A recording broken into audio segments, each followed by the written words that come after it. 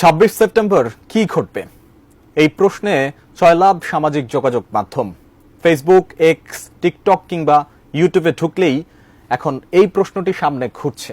কেউ বিষয়টা নিয়ে আতঙ্ক প্রকাশ করছেন, কেউ বা রসিকতা করছেন, আবার কারো কারো পোস্টে সরল জিজ্ঞাসা, কি হবে ওই দিন?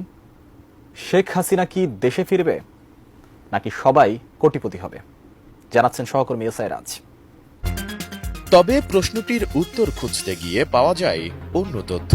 মূলত টেলিগ্রাম ভিত্তিক একটি গেমিং বট নিয়েই আলোচনায় রয়েছে 26 সেপ্টেম্বর। গেমিং বটটির নাম হামস্টার কমব্যাট, যেখানে বিভিন্ন টাস্ক পূরণ ও ট্যাপ করে গেম কারেন্সি বা কয়েন কি ইত্যাদি অর্জন করা যায়। ফেসবুক, এক্স ও ইউটিউবে অনেকেই এই গেমটির বিষয়ে প্রচারণা চালাচ্ছেন।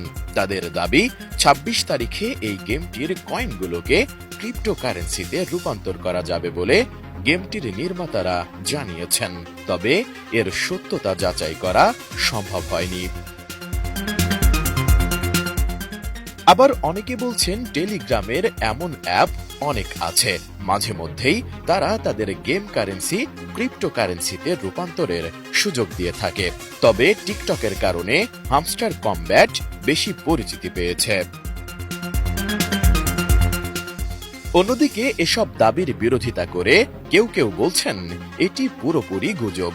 এভাবে যদি কোটিপতি বা বড়লোক হওয়া যেত তাহলে মানুষ আর কাজ করত না। তাদের প্রশ্ন, হামস্টারের 300 মিলিয়ন ফলোয়ারকে যদি $2 করেও দেওয়া হয় তাহলে যে বিপুল পরিমাণ অর্থ দিতে হবে তা কি আদেও তারা দিতে পারবে? 26 সেপ্টেম্বর লিস্টিং এর কথা বলছে, আমি 100% গ্যারান্টি দিয়ে বলতে পারি যে 26 সেপ্টেম্বর তারা কোনোভাবেই লিস্টিং করতে পারবে না।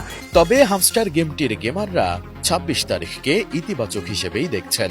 বিষয়টি যখন সামাজিক যোগাযোগ মাধ্যমে ট্রেন্ড করছে তখন অনেকেই কৌতূহল কিংবা আতঙ্কের জায়গা থেকে ফেসবুকে পোস্ট করছেন। কিন্তু সবশেষে এতটুকু নিশ্চিতভাবে বলা যায়, 26 সেপ্টেম্বর নিয়ে যে জল্পনা হচ্ছে তাতে আতঙ্কিত হওয়ার কিছুই নেই। এসআই রাজ, এটিএন নিউজ।